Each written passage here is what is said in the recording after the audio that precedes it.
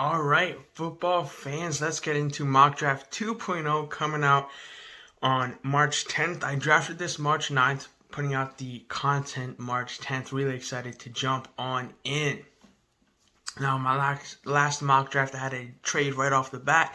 Don't have that this time, but there will be some trades coming up, so keep a lookout for that. Those are pretty exciting.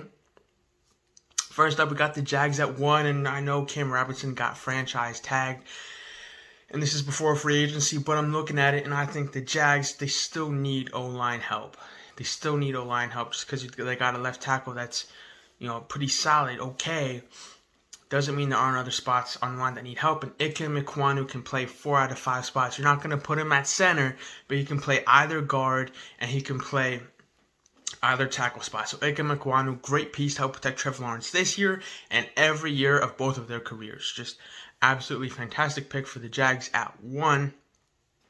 Then we got the Lions at 2. Now, I have them going Aiden Hutchinson here.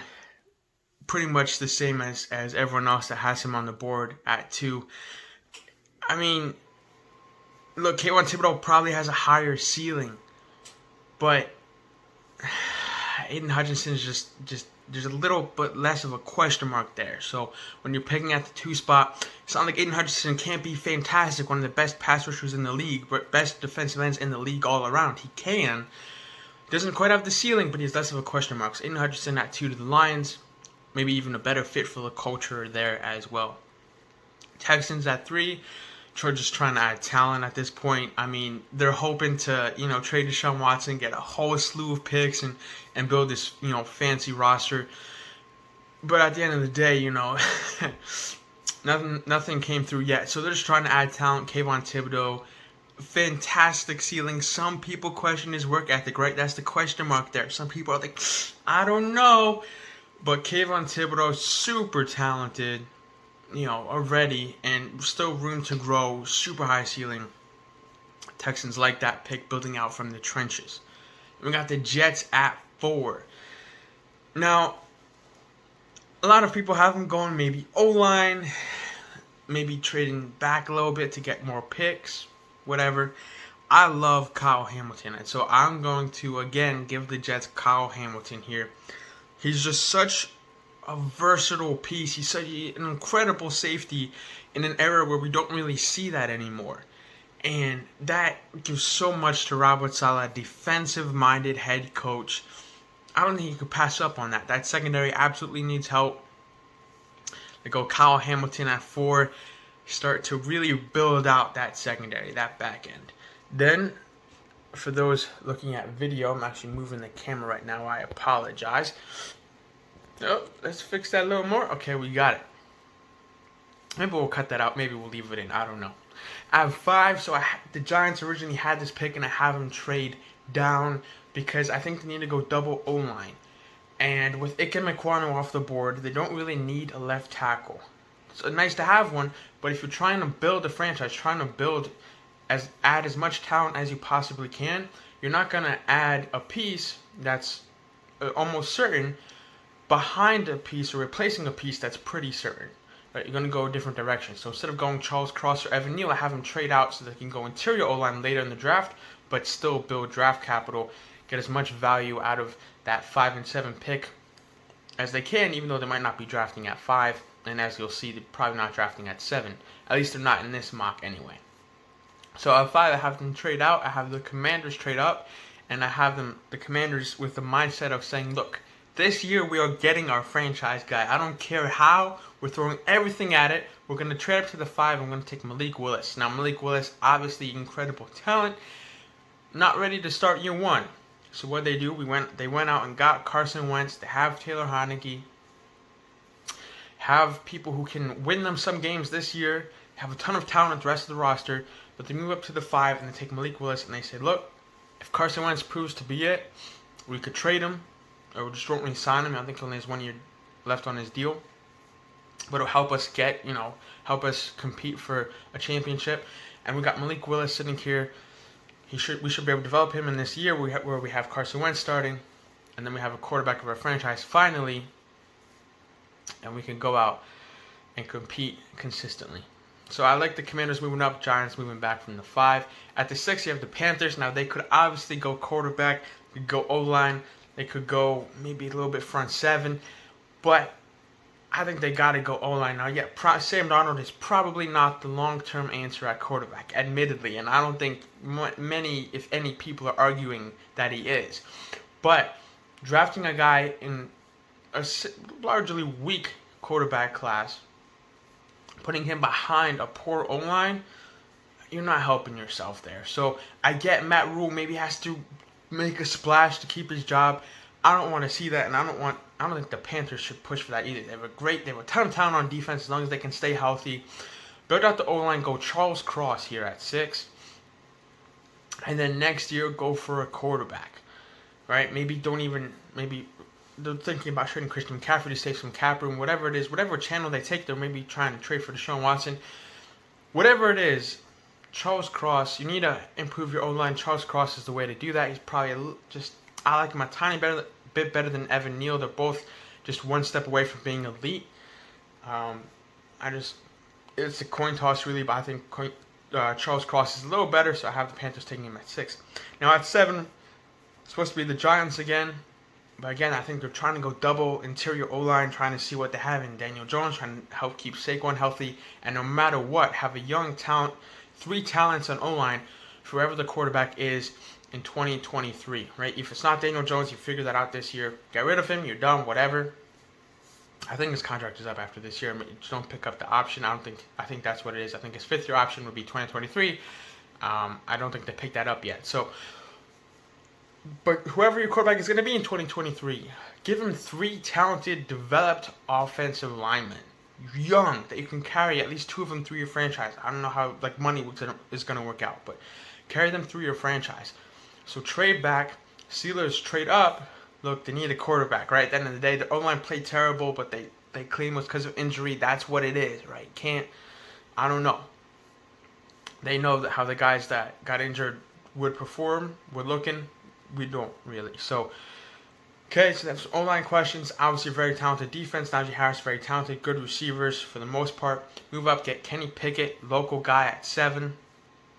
Most pro-ready quarterback in his draft class. Just he probably has a ceiling a little higher than Ryan Tannehill, but not elite.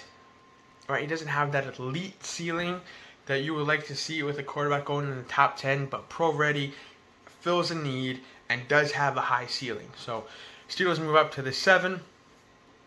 Get a franchise guy there. Falcons at 8, and I have them go Drake London. And I think Calvin really bets that they go Drake London. I mean, come on. I feel bad for Matt Ryan. Like, someone cut this man a break. Oh, man. Like, who's he throwing the ball to? Kyle Pitts, great talent. Year 2 will be exciting to watch. But you need more than one person to throw to. Go and get him Drake London. Get him a guy who has absolutely fantastic contested catch ability, who can go up and just get the ball, consistently does.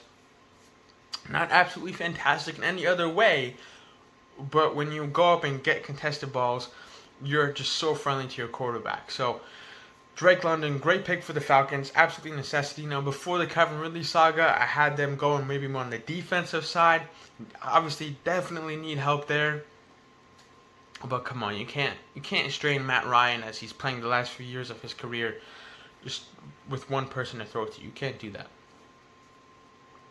I mean, Cordell Patterson's there, but, kind of running back thing, flex thing, and he's getting older. He's already pretty old for the NFL, so, Anyways, at 9, we got the Seahawks, not the Broncos, the Seahawks. What a crazy trade. I'm so excited for the Broncos. I love the Javonte Williams pick. That's why I love Javonte Williams. He's my favorite running back in last year's draft. And now he's on the Broncos. My dad's from Denver, so that's exciting. And it's just like, let's go. Excited for the Broncos. Not a Broncos fan, by the way. Not primarily, anyway. But excited for the Broncos. Seahawks now have the 9th pick. They go Evan Neal. Don't have an answer at quarterback. Also in the market to trade for one. But, again, drafting a quarterback with no O-line is a question mark, especially in a year with such a relatively poor quarterback draft class. So, a team like this, going Evan Neal, finally getting a staple on the offensive line at left tackle. Going to be able to do some nice things there, building off of that. They have some talented running backs. They obviously have some talented receivers. They're definitely in a rebuild at this point, unless they land Deshaun Watson, and you never know. But they also let Bobby Wagner go, so they have talented linebackers at to that point. But just go with Evan Neal, build out from the trenches, like a lot of teams in that division do. Try and find some success a couple years down the road.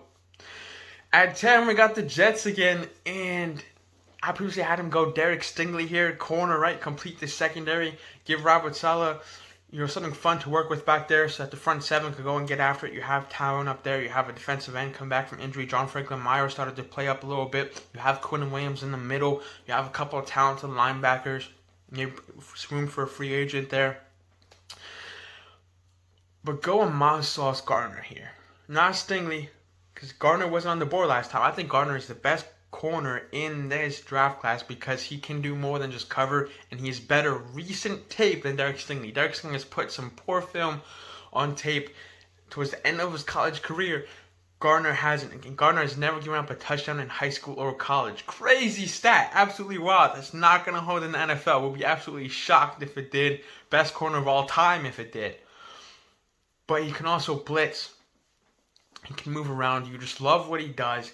And now that really completes the Jets secondary because they had talent, but when you don't have a CB1, then your CB2 becomes your CB1, your CB3 becomes your CB2, and then you have all sorts of mismatches. But now get a Miles Sauce Gardner and get a CB1, get a safety, maybe bring Marcus May back. And your CB2 is a CB2, your CB3 is a CB3. Everything's fine and dandy there, really completing that defense. And you can go and maybe improve the O-line a little bit in free agency. Add a receiver in free agency of some sort, a receiver of some sort in free agency, not some sort of free agency, and improve your team that way. I just think there's more talent at the top of the draft, especially on defense, and you're trying to build a franchise, not just a year, not just year one for these guys. So that means getting the best talent possible, and that means going defense if you can. So go offense in free agency. That's what I expect the Jets to do. Giants at 11 here. Remember, we're trading with the Commanders. I had them take Tyler Linderbaum. Little high for a center, but they need him. And it's that simple. They need a center. They don't want to risk someone else getting him. Tyler Linderbaum, not necessarily a mauler type, but a very strong center. Should have a great career in the NFL for a decade. So, great pick there for the Giants. Adding pieces to O-line that's absolutely necessary. Vikings at 12, I have him go George Karlaftis. Now, Trayvon Walker showed out terrifically at the Combine. A lot of people had him jumping up the board, maybe even going top 10.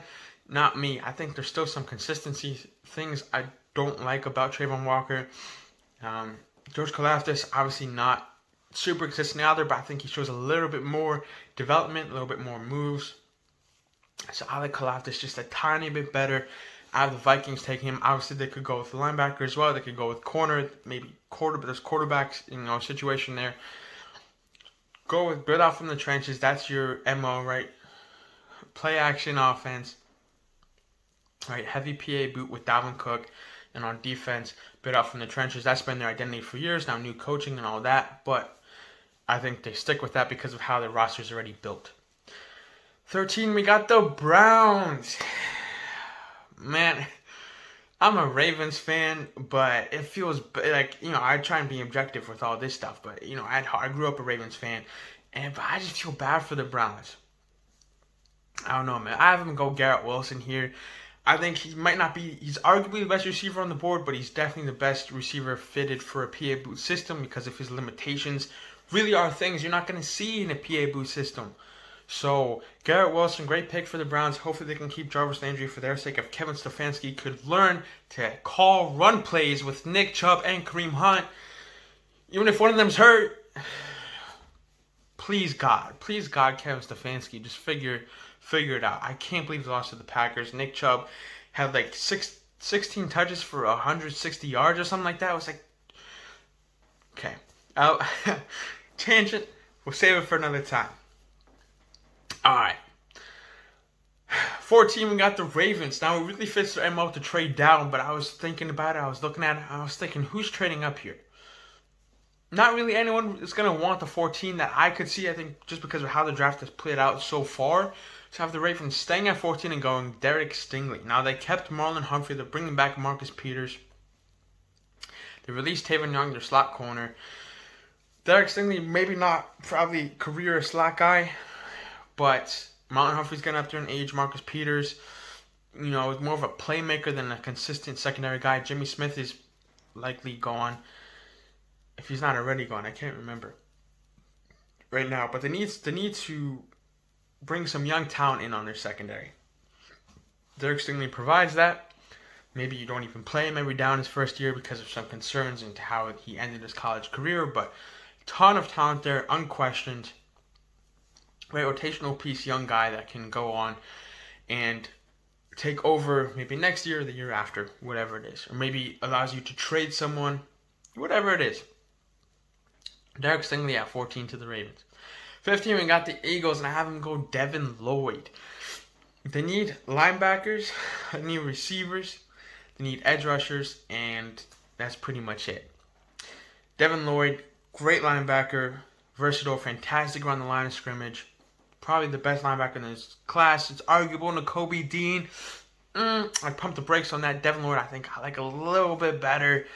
He's just a little bit bigger, a little bit more typical for the position. Both have great film, obviously, but Devin Lloyd, a little bit better. Great for the Eagles. Yannick came here, helping complete their defense. Remember, they extended Avonte Maddox and Darius Slay last year, so already some good corners back there. Start to fill out that defense. At 16, the Eagles do not trade 15 or 16. They go Jameson Williams. Please, God. Another wide receiver room upgrade, please. You have Dallas Goedert. You have running backs. You have a pretty solid O-line. You have Devonta Smith.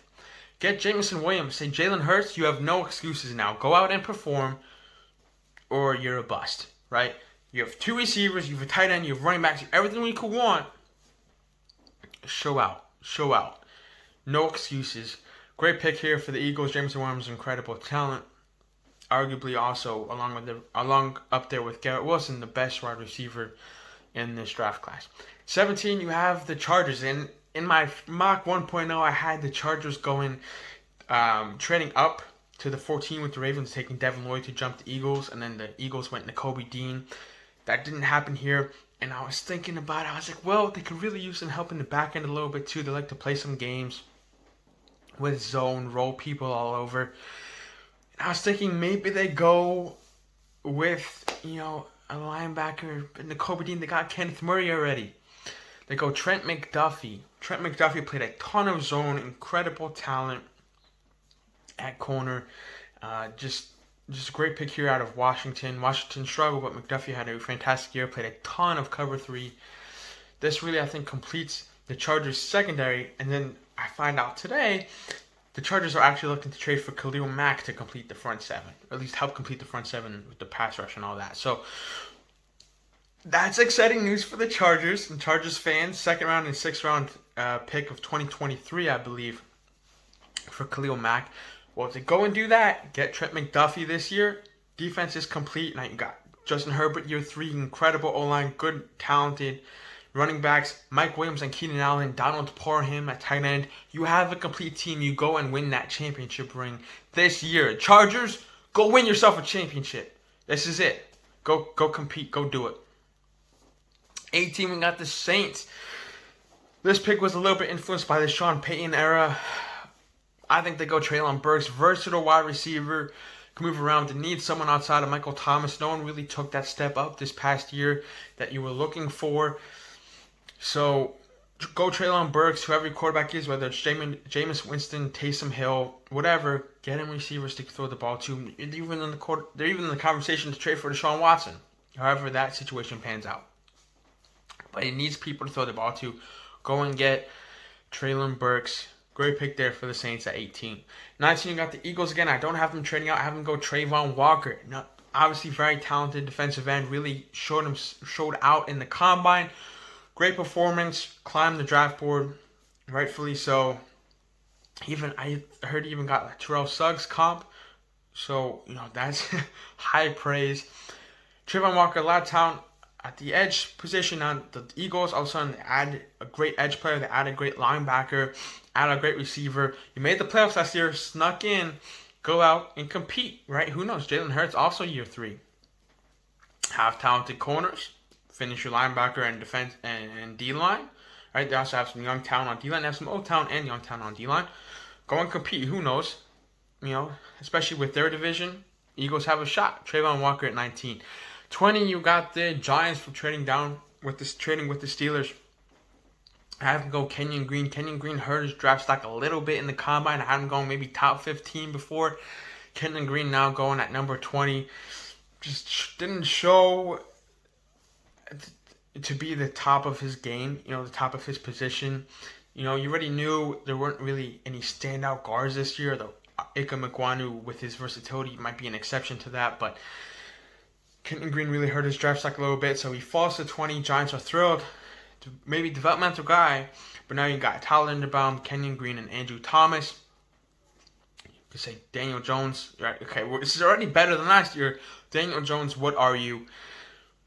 2023 quarterback. Here you go. Here's a gift. So that's that at 20 for the Giants. 21, got the Patriots. They go Chris Olave. Please give Mac Jones something to throw the ball to other than tight ends. Kendrick Bourne showed some versatility last year. Jacoby Myers is cute. They need someone else. Chris Olave, bring him in. There's a lot of things you like. Obviously, he's not the best receiver in this draft, right? Not a perfect game. But what receiver comes in having a perfect game? Nobody. So, Chris Olave, great pick here for the Patriots. A lot of talent as a receiver. Some room to grow, but now you got a good receiver room, or at least decent, right? Mac Jones can develop in year 2. You basically run off the run game anyway. You have some good tight ends. You're set for the Patriots. Although the defense is a question mark, but I don't really see them going defense here. You need to support Mac Jones. Okay, 22, we got the Raiders. New everything there. And a lot of places they can go. They can go receiver. They can go pretty much anywhere on defense. And I was thinking, well, Zay Jones, Derek Carr loves him. He's been developing. He's not a true wide receiver too, but what are you going to do? And I said, you got Hunter Renfrow in the slot. You got Darren Waller. Zay Jones provides a little something. Obviously want to add more talent to that. But there's a lot of talent at receiver this year. You maybe get someone in round 2 or even round 3. And I'm looking at the Raiders roster, and I have to go with Jordan Davis. Imagine this. The defensive ends that they have. Put Jordan Davis in between them with this Yannick Ngakoue. I want to say Max Williams, but I know that's wrong. I can't think of it right now. But just put Jordan Davis in between those edge rushers. Between those Raiders edge rushers. Oh my God. It's havoc. Look, if you can't complete your defense with one pick, complete one aspect of your defense so that they take all the pressure off the rest of your defense. You can't block those edge rushers one-on-one consistently. Yannick Ngakoue is more of a speed guy. Maybe you could, depending on your left tackle, because that's typically how they line up. But again, Max Williams is the name comes to my head. I feel like that's wrong. It could be right. You can't block him one-on-one. You can't block Jordan Davis one-on-one. This man is just so big, so fast. He ran a 4.78 at the combine. Wild. Wow, he's like 6'6", 340. He ran a 4.78. I don't think you could beat that. I don't think I could beat that. Most people in the world can't beat that. I mean, wild. So, great pick here for the Raiders. Complete their D-line. Try and help them compete that way. Build out their defense that way. Anyway, going from the trenches isn't a bad idea. Cardinals at 23. Also, a lot of places they can go. I have them go Jalen Petre, versatile DB. Need help back there. He can sort of move around, play in the box a little bit. He can cover a little bit. I don't love him in coverage, but this guy's moved all around in college. Maybe he can help out that secondary a good deal. Help the Cardinals compete now with Kyler Murray, though that whole situation is a situation. 24, we got the Cowboys, and they are sitting here thrilled. And I don't know how this happened because every pick to this point makes perfect sense. And you get here and you're saying, how is Nakobe Dean, a top-tier linebacker, available at 24? I don't know, but it happened. Cowboys are thrilled. You pair him with Leighton Vander Esch and Michael Parsons. Michael Parsons can move around. You have a good D-line. You have playmakers in your secondary. Maybe not the most consistent coverage guys, but playmakers. Forced a lot of turnovers. Putting a Kobe Dean in the middle. Oh my God. Now that defense is complete. You got Dak. You got Michael Gallup. You got CeeDee Lamb. You got Cedric Wilson. You got Noah Brown. You got Dalton Schultz. You got Zeke. You got, what's his name? Tony Pollard. Apologize. You have no excuse. No excuse. Draft a Kobe Dean at 24. You have no excuse not to be in the Super Bowl. Not a single one. 25, you got the Bills, and I previously had them trading up for a corner. But based off of how this played out, I have them sit here at 25 and go Kyler Gordon. Now, this is a little higher than a lot of people have Kyler Gordon going. But he played opposite Trent McDuffie in Washington. He played a lot of zone, a lot of cover 3, which you like as a Bills fan because that's what the Bills play. The Bills play a ton of zone defense.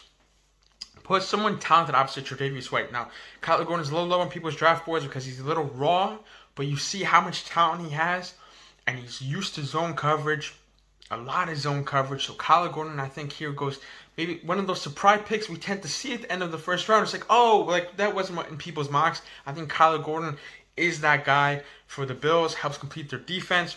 They have a ton of talent on offense. They obviously could go O-line, but not really a ton of talent left at this point in the draft. Not really worth trading up for Kenyon Green or anything like that.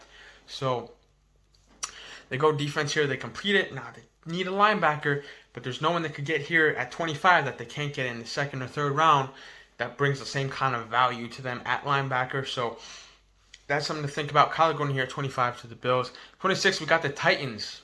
I have him go Zion Johnson. Now, I don't know if he's a year one starter, but they are a team that also needs to build out from the trenches.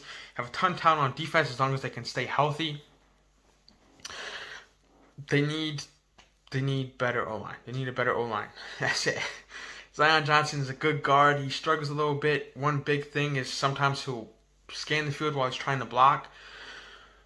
So, like, that's concerning because he'll lose focus a little bit. Some kinks to work out. Maybe not a U1 starter ideally, but someone who can be in front of Derrick Henry and Ryan Tannehill for a while in the future, definitely. So maybe not U1, but after that. 27, I got the Bucs. Now this is an interesting situation because with this quarterback class, a lot of people are talking about who's going where to who, when, what's the ranking. Desmond Ridder is still here at 27. And they like bring Blaine Gabbert, the Bucs do. They drafted Kyle Trask in, I think, the third round last year. Desmond Ridder falls to them. I think they take him. And they say, look, this is an open competition for quarterback this year. Whoever wins, wins. We have a good O-line. Generally speaking, I think they lost a couple pieces. We have a good O-line, generally speaking. We can play a rookie, right? If Desmond Ridder is that guy, if he wins the job, 100%. We got a good receiving core. We got Mike Evans. We got Chris Godwin, franchise tag. Maybe to use some talent behind that. We'll see how that comes along. But already 2 receivers. You have some talent at tight end, even if Gronk isn't there anymore. I think that's an interesting pick for the Bucs there at 27, Desmond Ridder. Packers, I know, before I move on to the Packers, actually, I know quarterbacks typically, like, they go early. There's a rush. I don't know, man. I think it's more of a veteran year or a year to sit tight because it's not worth giving up draft capital for. The bigger the question mark, the less draft capital it's worth. So if someone's there for your pick, even though it's a first-round pick, okay, he fell to us. But to give up future first-rounders to move up in the first round, like typically how this stuff goes, or like depending on where you are, even a third-round pick maybe, right? If someone had like if the Dolphins for some reason didn't like Tua anymore, they chose Brian Flores over Tua, then maybe you see the Dolphins move up, but that didn't happen. So Desmond Ridder, yeah, he's there at 27. I think that makes sense at this point with free agency still developing, and all that.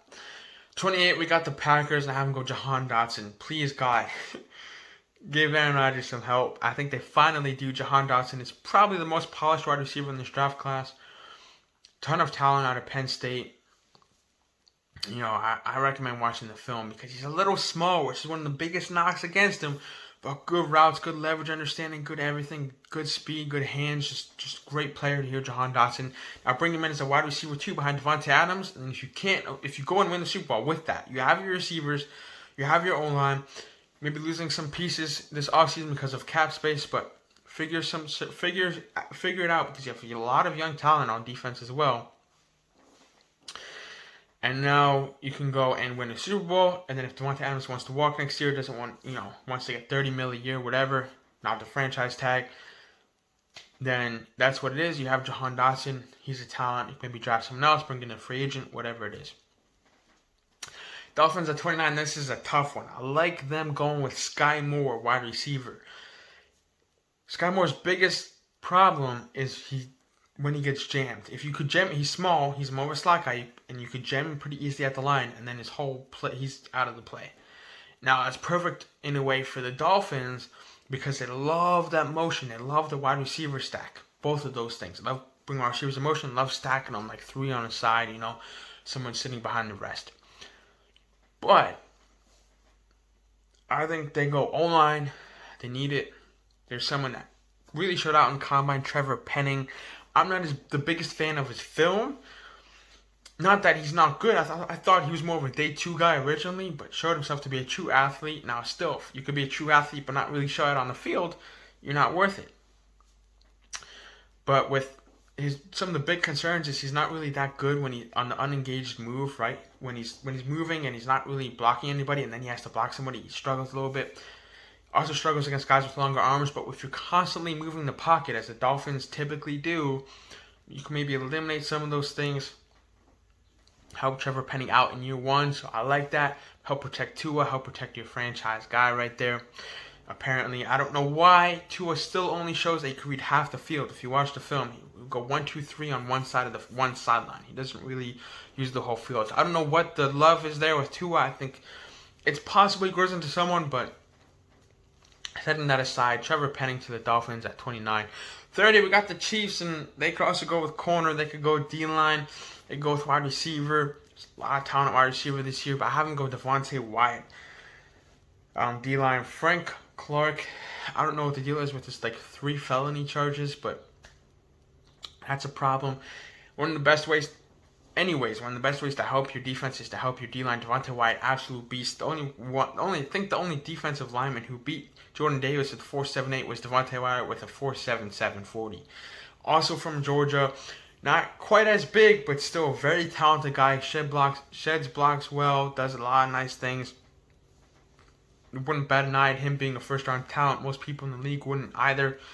You could even say he's better than Jordan Davis, even though Jordan Davis is so big and often got triple-teamed in college and sometimes beat that triple team. Devontae Wyatt is very, very good. Really helps the Chiefs' defense be complete, and then the Chiefs compete, because the problem with their offense last year with its consistency wasn't really talent. Tough talent on offense. Other things, which, again, is maybe a topic for another day. 31, this is interesting. I have the Bengals trading out and the Broncos moving up to help complete their team. And I have this because the Bengals are not getting someone at 31 that's a startable guard in year one. Not happening. They could draft a guard. He could play in year one, but it's not really the upgrade that they would need to go and compete for a Super Bowl. Their best bet is free agency, which means at 31, let me come back a bit. The best bet is free agency, and with the biggest need, perhaps the only need being at the guard spot, the guard position. If you go out and get that in free agency, what are you drafting for? Now, it's always nice to add talent, but if you can add draft capital in the future, which you're going to need because contracts build up, right? Big contracts build up and you run out of cap space. I have them trading down and trying to build draft capital, and have the Broncos trading up. They just got Russell Wilson, have Javonte Williams, incredible talent. They have a great O-line. They have Albert O, right? That tight end they really like, even though they lost Noah Fant. Maybe that's why they were willing to give Noah Fant in the first place. They got Tim Patrick, Cortland Sutton, Jerry Jeudy. Ton of talent on offense. Defense, have a great secondary. They have some talented linebackers that are coming back from injury. Some going to free agency, but some coming back. Still have Bradley Chubb. I have him move up and take David Ojabo, edge rusher. There's some talk. Von Miller's throwing out some hints that he wants to go back to Denver. We'll see if that happens. But David Ojabo, edge rusher, who even has Von Miller-like potential. Obviously not there yet. Some raw things, but it's great speed, great lean. A lot of things you like as a pass rusher. A lot of people had him ranked higher than Trayvon Walker before the combine. So David Ojabo being at 31, Broncos really like that. Move up and get him. This is their year, right? You got Russell Wilson. You get a bunch of draft picks for that. You have your running back. You have your receiving core. You have your offense complete. You have your secondary complete. You have pieces in the front seven. Complete it. Give up whatever it takes. Go up to 31. Get David Ojabo opposite Von Miller. He could learn from Von Miller. Be a franchise piece going forward. He's a perfect comp to Von Miller. He needs to grow into that, but he's a comp to Von Miller. So great pick there. David Ojabo, 31 Broncos. 32, we have the Lions again. They also have 34, and that affects this pick. You got Aiden Hutchinson help build out the trenches. They have an O-line. They have running backs. They need a receiver. They have Amon-Ra St. Brown. They need someone else besides that. They have a tight end, T.J. Hawkinson. You get questions around Jared Goff. Secondary started to play better at the end of last year. With that all being said, they need linebackers. They already added a key piece to their D-line. So they need linebackers. They need a receiver. They need a quarterback at this point. I have him go Sam Howell here. Sam Howell, to me, has Ryan Tannehill-like potential. That's about his ceiling. Talented, athletic guy, good arm, good on the move. Might get your best out of him in a PA boot system. That's what the Lions run currently. Thought we would see more of it last year. It's partly why, maybe entirely why Anthony Lynn got fired. He didn't run the right offense. Bringing over a guy, Jared Goff, trying to mimic the Rams offense with their O-line, the O-line that you built. Right? It's perfect. He doesn't really have to learn a new system, do anything new, but you made him into a pocket passer. Anyway, slight rant on Anthony Lynn right there. Okay, when he got fired, we started to see them go with a more PA boot system. Sam Howell is that guy. He can grow. I can say Jared Goff could play year one. Sam Howell can sit. We have our O-line. That's great. Maybe Sam Howell wins the job. That's even better. But go and get Sam Howell in that 34. You can get a receiver. Help complete your offense, at least for the future. And then you still have some pieces on defense. But hey, you're in a rebuild. You're not going to get there all in 1 year. So Sam Howell, 32 to the Lions. I like that pick. And that wraps up Mock Draft 2.0. Whew. A lot of interesting thoughts here. A lot of interesting picks. Some controversial, some not. I think they all make sense, especially once I explain them. I think there's a good thought process behind all of them. Let me know what you think. And yeah, that's about it. Check me out on. I have a YouTube channel, The Football Philosopher. I have Instagram, _football_philosopher. I have a website, thefootballphilosopher.com. And yeah, that wraps it up. Have a good day. Have a good weekend.